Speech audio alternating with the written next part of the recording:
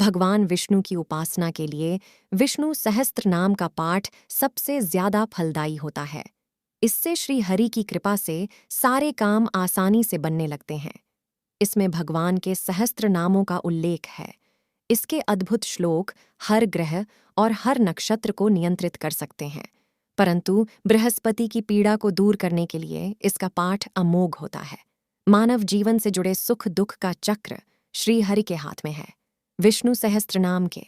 परम शक्तिशाली श्लोक आपके जीवन की हर बाधा, हर विपदा को दूर कर देंगे। विष्णु सहस्त्रनाम में भगवान श्री हरि के नामों की अद्भुत शक्ति है। जानकारों की माने तो विष्णु सहस्त्रनाम का खास ग्रहों से भी संबंध है और इसके पाठ से संबंधित ग्रह भी शुभ परिणाम देने लगते हैं।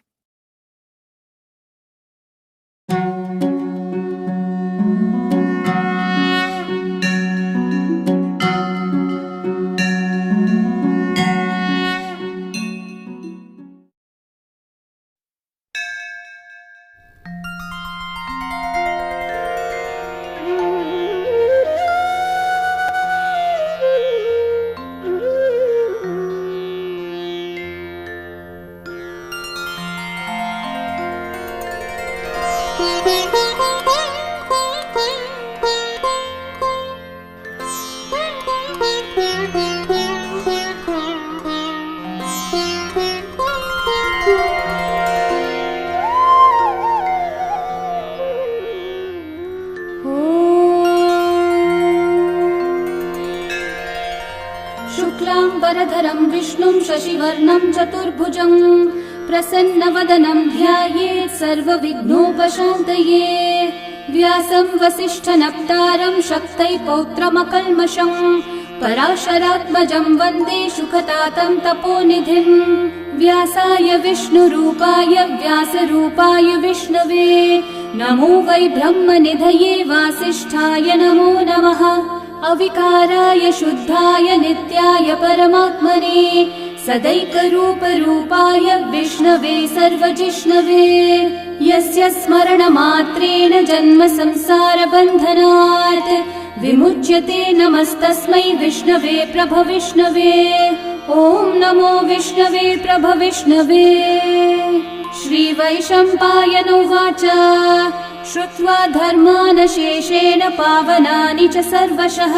युधिष्ठिरः शान्तनवं पुनरेवाभ्यभाषत। युधिष्ठिर उवाच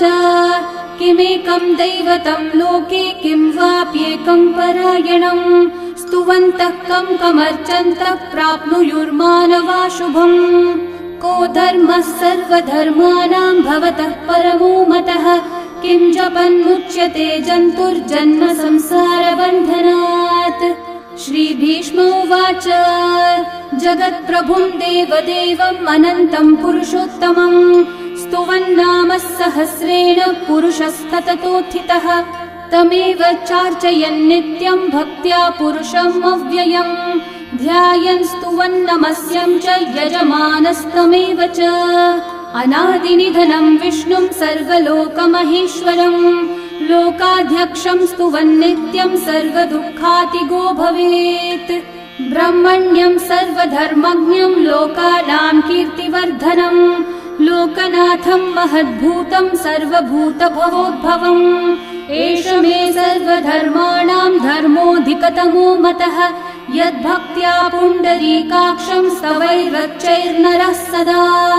परमं यो महत्तेजः परमं यो महत्तपः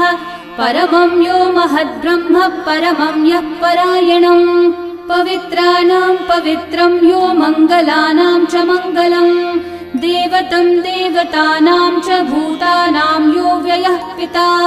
यतः सर्वाणि भूतानि भवन्त्यादियुगागमे यस्मिंश्च प्रलयं यान्ति पुनरेव युगक्षये। तस्य लोकप्रधानस्य जगन्नाथस्य भूपते विष्णोर्नाम सहस्रं मे शृणु पापभयापहम्। यानि नामानि गौणानि विख्यातानि महात्मनः ऋषिभिः परिगीतानि तानि वक्ष्यामि भूतये। ऋषिर्नाम्नां सहस्रस्य वेदव्यासो महामुनिः छन्दोऽनुष्ठुप् तथा देवो भगवान् देवकीसुतः अमृतांशोद्भवो बीजं शक्तिर्देवकीनन्दनः त्रिसामा हृदयं तस्य शान्त्यर्थे विनियुज्यते विष्णुं जिष्णुं महाविष्णुं प्रभविष्णुं महेश्वरम् अनेकरूपदैत्यान्तं नमामि पुरुषोत्तमम् अस्य श्रीविष्णोर्दिव्यसहस्रनामस्तोत्रमहामन्त्रस्य श्रीवेदव्यासो भगवान् ऋषिः अनुष्ठुप्छन्दः श्रीमहाविष्णुः परमात्मा श्रीमन्नारायणो देवता अमृतांशोद्भवो भानुरिति बीजम् देवकीनन्दनसृष्टेति शक्तिः उद्भवक्षोभणो देव इति परमो मन्त्रः शङ्खबृन्नन्दकी चक्रीति कीलकम् शार्ङ्गधन्वा गदाधर इति अस्त्रम् रथाङ्गपाणिरक्षोभ्य इति नेत्रम् त्रिसामा सामगः सामेति कवचम् आनन्दम् परब्रह्मेति योनिः ऋतुः सुदर्शनः काल इति दिग्बन्धः श्रीविश्वरूप इति ध्यानम् श्रीमहाविष्णुः प्रीत्यर्थे सहस्रनाम जपे विनियोगः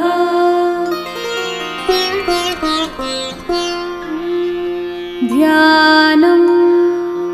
क्षीरोधन्वत् प्रदेशे शुचिमणिविलसत्सैकते मौक्तिकानाम् माला क्लृप्तासनस्थस्फटिकमणिनिभैर्मौक्तिकैर्मण्डिताङ्गः शुभ्रैरभ्रैरतभ्रैरुपरि विरचितैर्मुक्तपीयूषवर्षैः आनन्देन पुनीयादरिनलिनगदा शङ्खपाणिर्मुकुन्दः भुः पादौ यस्य नाभिर्वियदसुरनिलश्चन्द्रसूर्यौ च नेत्रे कर्णावाशाः शिरौ द्योर्मुखमपि दहनो यस्य वास्तेयमब्धिः अन्तस्थं यस्य विश्वं सुरनरखगो भोगि गन्धर्वदैत्यैः चित्रं रं रम्यते तं त्रिभुवन विपुषं विष्णुमीशं नमामि ॐ नमो भगवते वासुदेवाय शान्ताकारं भुजगशयनं पद्मनाभं सुरेशं विश्वाधारं गगनसदृशं मेघवर्णं शुभाङ्गम् लक्ष्मीकान्तं कमलनयनं योगिहृद्ध्यानगम्यं वन्दे विष्णुं भवभयहरं सर्वलोकैकनाथम् मेघश्यामं पीतकौशेयवासं श्रीवत्साङ्कं कौस्तुभोद्भासिताङ्गम् पुण्योपेतं पुण्डरीकायताक्षं विष्णुं वन्दे सर्वलोकैकनाथम् नमः समस्तभूतानामादिभूताय भूभृते अनेकरूपरूपाय विष्णवे प्रभविष्णवे सशङ्खचक्रं सकिरीटकुण्डलं सपीतवस्त्रं सरसीरुहेक्षणम् सहारवक्षस्थलशोभिकौस्तुभं नमामि विष्णुं शिरसा चतुर्भुजम् छायायां पारिजातस्य हेमसिंहासनोपरि आसीनमम्बुदश्याममायताक्षम् अलङ्कृतम् चन्द्राननं चतुर्बाहुं श्रीवत्साङ्कितवक्षसं रुक्मिणी सत्यभामाभ्यां सहितं कृष्णमाश्रये ॐ विश्वं विष्णुर्वषट्कारो भूतभव्यभवत्प्रभुः भूतकृद्भूतभृद्भावो भूतात्मा भूतभावनः भूतात्मा परमात्मा च मुक्तानां परमा गतिः अव्ययः पुरुषः साक्षी क्षेत्रज्ञोऽक्षर एव च योगो योगविदां नेता प्रधानः पुरुषेश्वरः नारसिंहः वपुः श्रीमान् केशवः पुरुषोत्तमः सर्वः शर्वः शिवस्थानोर्भूतादिर्निधिरव्ययः सम्भवो भावनो भर्ता प्रभवः प्रभुरीश्वरः स्वयंभू शम्भुरादित्यः पुष्कराक्षो महास्वनः अनादिनिधनो धाता विधाता धातुरुत्तमः अप्रमेयो ऋषिकेशः पद्मनाभोऽमरः प्रभुः विश्वकर्मा मनुस्त्वष्टा स्थविष्ठस्थविरो ध्रुवः अग्राह्यः शाश्वतः कृष्णो लोहिताक्षः प्रतर्दनः प्रभुतस्त्रिककुब्धामः पवित्रं मङ्गलं परम् ईशानः प्राणदः प्राणो ज्येष्ठः श्रेष्ठः प्रजापतिः हिरण्यगर्भो भूगर्भो माधवो मधुसूदनः ईश्वरो विक्रमी धन्वी मेधावी विक्रमक्रमः अनुत्तमो दुराधर्षः कृतज्ञ कृतिरात्मवान् सुरेशः शरणं शर्म विश्वरेतः प्रजाभवः अहः संवत्सरो व्याळ प्रत्ययः सर्वदर्शनः अजः सर्वेश्वरः सिद्धिः सिद्धि सर्वादिरच्युतः वृषा कपिरमेयात्मा सर्वयोगविनिःसृतः वसुर्वसुमना सत्यः समात्मा संवितः समः अमोघः पुण्डरीकाक्षो वृषकर्मा वृषाकृतिः रुद्रो बहुशिरा बभ्रुर्विश्वयोनिः शुचिश्रवाः अमृतः शाश्वतस्थाणुर्वरारोहो महातपाः सर्वगः सर्वविद्भानुः विश्वक्सेनो जनार्दनः वेदो वेदविदव्यङ्गो वेदाङ्गो वेदवित्कविः लोकाध्यक्षः सुराध्यक्षो धर्माध्यक्षः कृताकृतः चतुरात्मा चतुर्व्यूहश्चतुर्दंष्ट्रश्चतुर्भुजः भ्राजिष्णुर्भोजनं भोक्ता सहिष्णुर्जगदादिजः अनघो विजयो जेता विश्वयोनिः पुनर्वसुः उपेन्द्रो वामनः प्रांशुरमोघः शुचिरूर्चितः अतीन्द्रः सङ्ग्रहः सर्गो धृतात्मा नियमो यमः वेद्यो वैद्यः सदा योगी वीरः माधवो मधुः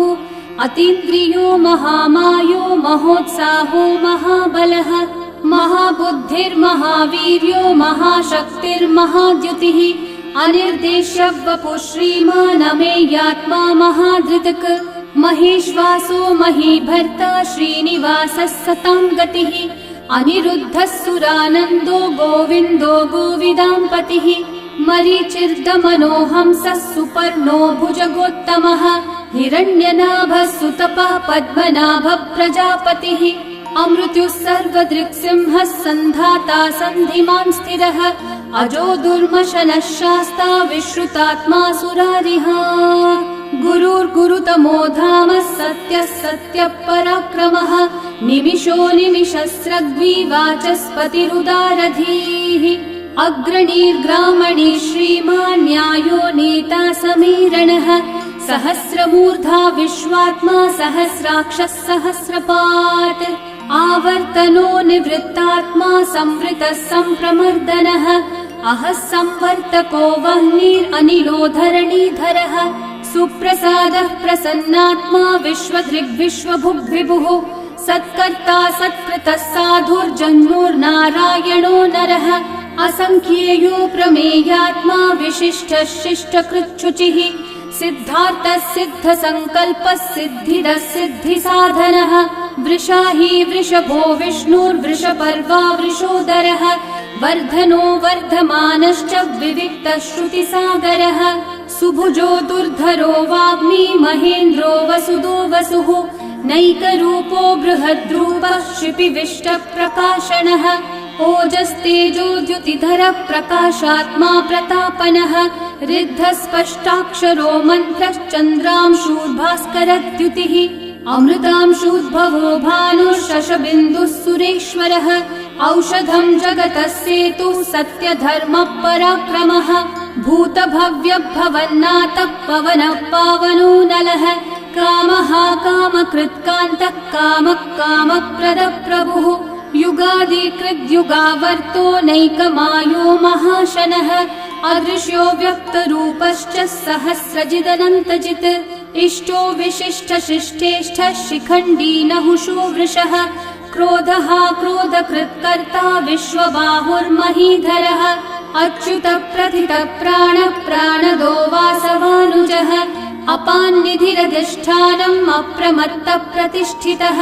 स्कन्दस्कन्दद्धरो धुर्यो वरदो वायुवाहनः वासुदेवो बृहद्भानुरादिदेवः पुरन्दरः अशोकस्थारणस्थारः शूरः शौरिर्जनेश्वरः अनुकूलः शतावर्तः पद्मी पद्मनिभीक्षणः पद्मनाभोरविन्दाक्षः पद्मगर्भः शरीरभृत् महर्धिरिग्धो वृद्धात्मा महाक्षो गरुडध्वजः अतुलः शरभो भीमः समयज्ञो हविर्हरिः सर्वलक्षणलक्षण्यो लक्ष्मीवान् समितिञ्जयः विक्षरोहितो मार्गो हेतुर्दामोदरः सहः महीधरो महाभागो वेगवानमिताशनः उद्भवक्षोभणो देवः श्रीगर्भः परमेश्वरः करणं कारणं कर्ता विकर्ता गहनो गुहः व्यवसायो व्यवस्थानः संस्थानस्थानदो ध्रुवः परर्धि परमस्पष्टतुष्टः पुष्टः शुभेक्षणः रामो विरामो विरतो मार्गो नेयो नयो नयः वीरशक्तिमतां श्रेष्ठा धर्मो धर्मविदुत्तमः वैकुण्ठः पुरुषः प्राणः प्राणदः प्रणवपृथुः हिरण्यगर्भः शत्रुघ्नो व्याप्तो वायुरधोक्षजः ऋतुः सुदर्शनः कालः परमेष्ठी परिग्रहः उग्रः संवत्सरो दक्षो विश्रामो विश्वदक्षिणः विस्तारस्थावरस्थाणु प्रमाणं बीजमव्ययम् अर्थोऽनर्थो महाकोशो महाभोगो महाधनः अनिर्विण्णस्थविष्ठो भूर्धर्मयूपो महामखः नक्षत्रनेमिर्नक्षत्री क्षामः समीहनः यज्ञयुज्यो महेज्यश्च क्रतुः सत्रं सताङ्गतिः सर्वदर्शी विमुक्तात्मा सर्वज्ञो ज्ञानमुत्तमम् सुव्रतः सुमुखः सूक्ष्मः सुघोषः सुखदः सुहृत् मनोहरो जितक्रोधो वीरबाहुर्विदारणः स्वापनः स्ववशो व्यापी नैकात्मा नैककर्मकृत् वत्सरो वत्सलो वत्सी रत्नगर्भो धनीश्वरः धर्मकृद्धर्मी सदसक्षरमक्षरम् अविज्ञाता सहस्रांशूर्विधाता कृतलक्षणः गभस्तिनेमि सत्त्वस्थः सिंहो भूतमहेश्वरः आदिदेवो महादेवो देवेशो देवभृद्गुरुः उत्तरो गोपतिर्गोप्ता ज्ञानगम्यः पुरातनः शरीरभूतभृद्भोक्ता कपीन्द्रो भूरि दक्षिणः सोमपोऽमृतपः सोमः पुरुजित्पुरुसत्तमः विनयोजयः सत्यसन्धो दाशारः सात्वतां पतिः जीवो विनयिता साक्षी मुकुन्दोऽमितविक्रमः अम्भो निधिरनन्तात्मा महोदधिशयोऽन्तकः अजो महार्हः स्वाभाव्यो जितामित्रप्रमोदनः आनन्दो नन्दनो नन्दः सत्यधर्मा त्रिविक्रमः महर्षि कपिलाचार्य कृतज्ञो मेदिनीपतिः त्रिपदस्त्रिदशाध्यक्षो महाशृङ्गकृतान्तकृत् महावराहो गोविन्दः सुषेणः कनकाङ्गदे गुह्यो गभीरो गहनो गुप्तश्चक्रगदाधरः वेधास्वाङ्गोचितः कृष्णो दृढसङ्कर्षणोच्युतः वरुणो वारुणो वृक्षः पुष्कराक्षो महामनाः भगवान् भगहानन्दी वनमाली हलायुधः आदित्यो ज्योतिरादित्यः सहिष्णुर्गतिसत्तमः सुधन्वाखण्ड परशुर्दारुणो द्रविणप्रदः दिवस्पृक् सर्वदृग्व्यासो वाचस्पतिरयो निजः त्रिसामासामगः सामन्निर्वाणं भेषजम्भिषक् सन्न्यासकृच्छमः शान्तो निष्ठा शान्तिपरायणम् शुभाङ्गः शान्तिदः सृष्टा कुमुदः कुवलेशयः गोहितो गोपतिर्गोप्ता वृषभाक्षो वृषप्रियः अनिवर्ती निवृत्तात्मा संक्षेप्ताक्षेमकृच्छिवः श्रीवत्सवक्षा श्रीवासः श्रीपतिः श्रीमतांवरः श्रीधः श्रीशः श्रीनिवासः श्रीनिधिः श्रीविभावनः श्रीधरः श्रीकरः श्रेयः श्रीमान् लोकत्रयाश्रयः स्वक्षः स्वङ्गः शतानन्दो नन्दिर्ज्योतिर्गणेश्वरः विजितात्मा विधेयात्मा सत्कीर्तिश्चिन्न संशयः उदीर्णः सर्वतश्चक्षुरनीशः शाश्वतस्थिरः भूषयो भूषणो भूतिर्विशोकः शोकनाशनः अर्चिष्मान् अर्चितः कुम्भो विशुद्धात्मा विशोधनः अनिरुद्धो प्रतिरथ प्रद्युम्नोमितविक्रमः कालनेमी निहावीरः शौरी शूरजनेश्वरः त्रिलोकात्मा त्रिलोकेशः केशवः केशिहा हरिः कामदेवः कामपालः कामिकान्तः कृतागमः अनिर्देश्य वपुर्विष्णु वीरोऽनन्तो धनञ्जयः ब्रह्मण्यो ब्रह्मकृत् ब्रह्मा ब्रह्म ब्रह्म विवर्धनः ब्रह्मविद् ब्राह्मणो ब्रह्मी ब्रह्मज्ञो ब्राह्मणप्रियः महाकर्मो महाकर्मा महातेजा महोरगः महाक्रतुर्महायज्वा महायज्ञो महाहविः स्तव्यस्तव प्रियस्तोत्रम् स्तुतिस्तोतारणप्रियः पूर्णपूरयिता पुण्यकीर्तिरणामयः मनोजवस्तीर्थकरो वसुरेता वसुप्रदः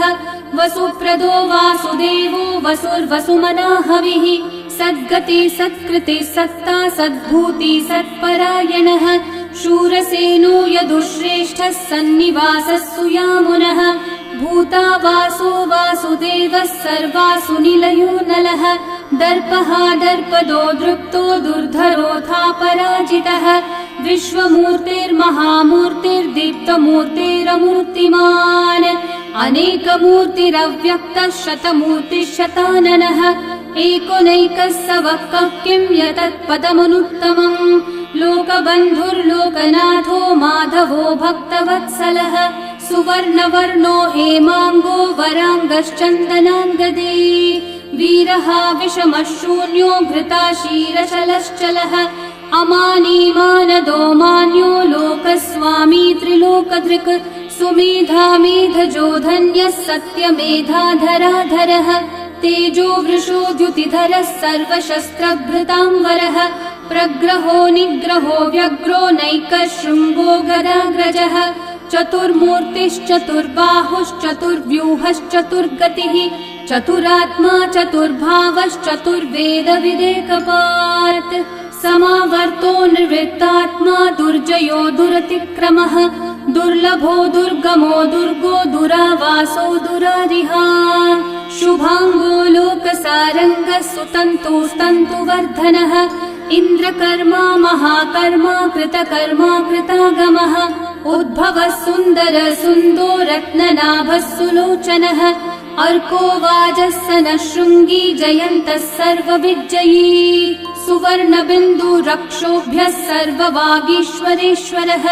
महाहृदो महागर्तो महाभूतो महानिधिः कुमुदः कुन्दरः कुन्दः पर्जन्यः पावनो निलः अमृताशोऽमृतवपुः सर्वज्ञः सर्वतोमुखः सुलभः सुव्रतः सिद्धः शत्रुजिच्छत्रुतापनः न्यग्रोधोदम्बरोऽश्वत्थश्चाणूरान्ध्रनिषूदनः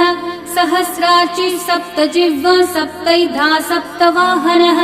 अमूर्तिरनघोचिन्त्यो भयकृद्भयनाशनः अनुर्बृहत्कृशस्थूलो गुणवृन्निर्गुणो महान् अधृतस्वधृतस्वास्य प्राग्वंशो वंशवर्धनः भारभृत्कथितो योगी योगीशः सर्वकामदः आश्रमश्रमणश्रामः सुपर्णो वायुवाहनः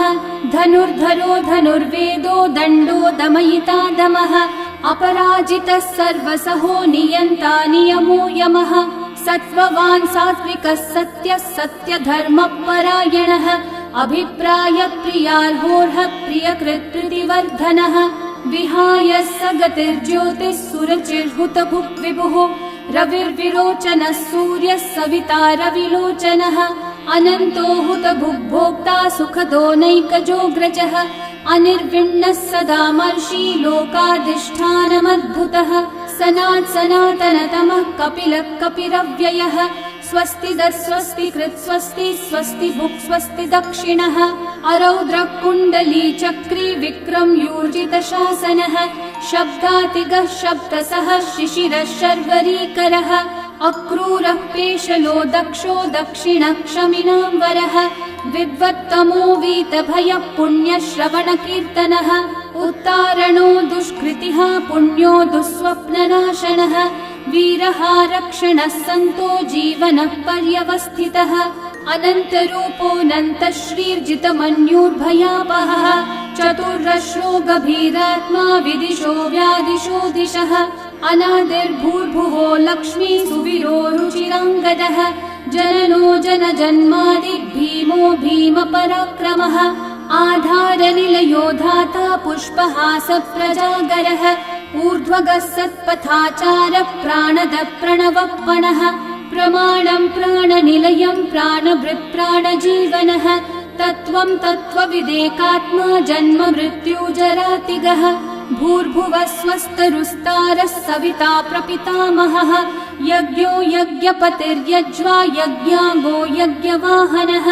यज्ञभृद्यज्ञकृद्यज्ञी यज्ञभुग्यज्ञसाधनः यज्ञात् कृद्यज्ञगुह्यामन्नमन्नादयेव च आत्मयोनिः स्वयं जातो वैखानः सामगायनः देवकीनन्दनः सृष्टा शितीशपापनाशनः शङ्खवृन्नन्दकी चक्री शार्ङ्गधन्वा गदाधरः रथाङ्गपाणिरक्षोभ्यः सर्वप्रहरणायुध ॐ नम इति वनमाली गदी शार्ङ्गी शङ्खी चक्री च नन्दकी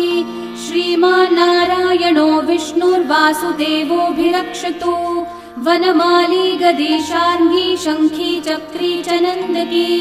श्रीमान्नारायणो विष्णुर्वासुदेवोऽभिरक्षतु वनमाली गदी शार्ङ्गी शङ्खी चक्री च नन्दकी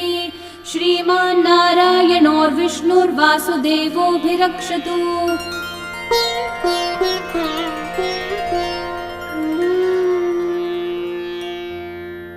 इतीदं कीर्तनीयस्य केशवस्य महात्मनः नाम्नां सहस्रं दिव्यानामशेषेण प्रकीर्तितम्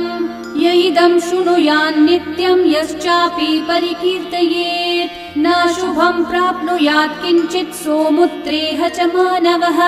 वेदान्तगो ब्राह्मणः स्यात् क्षत्रियो विजयी भवेत् वैश्यो धनसमृद्धः स्यात् शूद्रः सुखमवाप्नुयात् धर्मार्थी प्राप्नुयात् धर्मम् अर्थार्थी चार्थमाप्नुयात् कामानवाप्नुयात् कामी प्रजार्थी चाप्नुयात् प्रजाम् भक्तिमान् यः सदोत्थाय शुचिस्तद्गतमानसः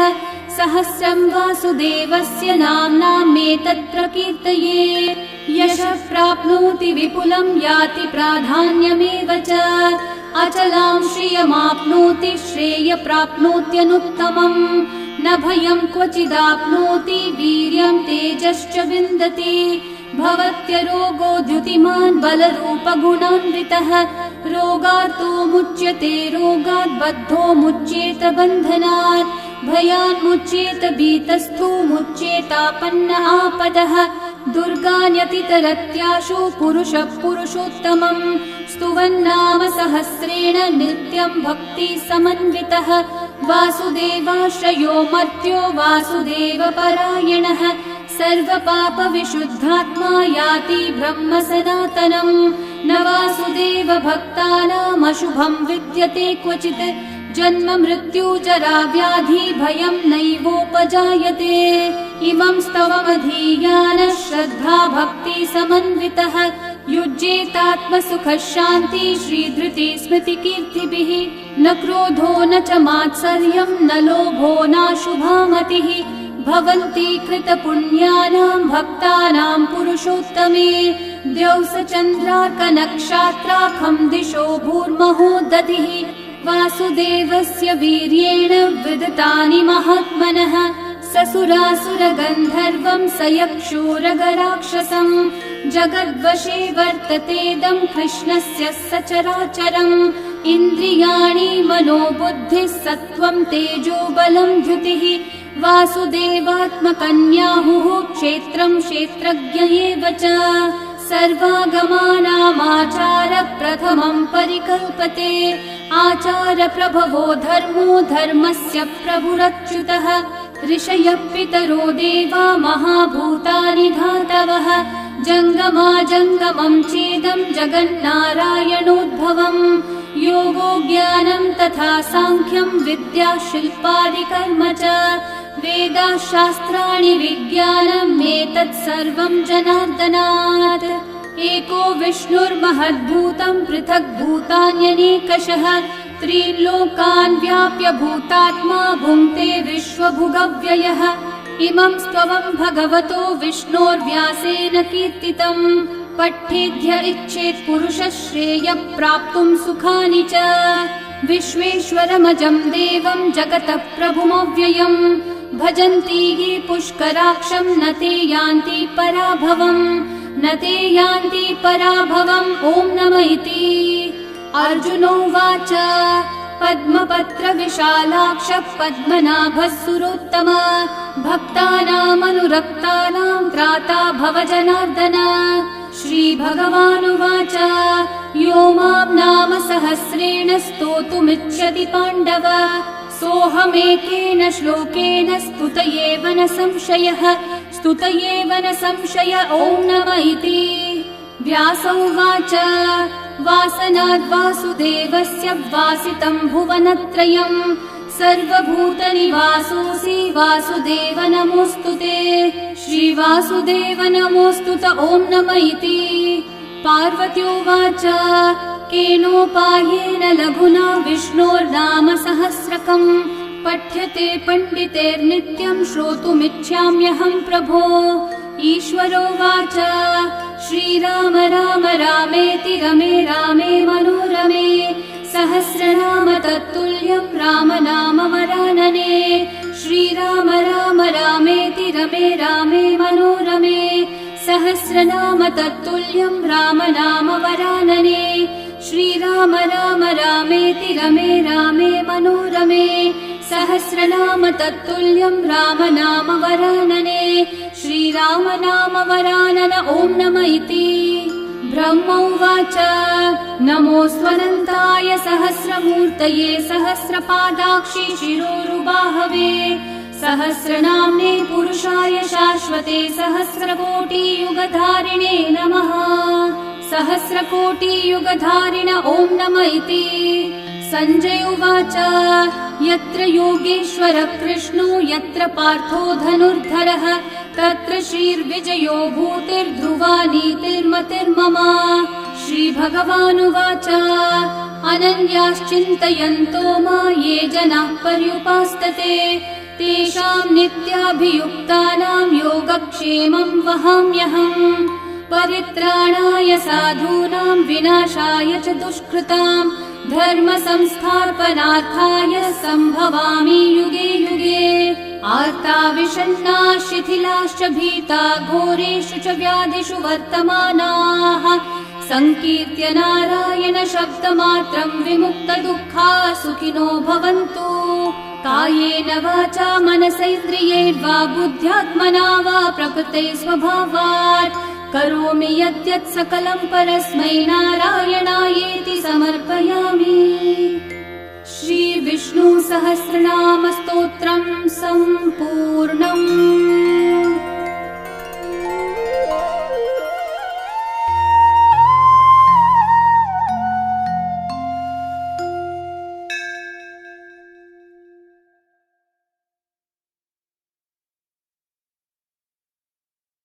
Thanks for watching. If you like the video, don't forget to like and subscribe.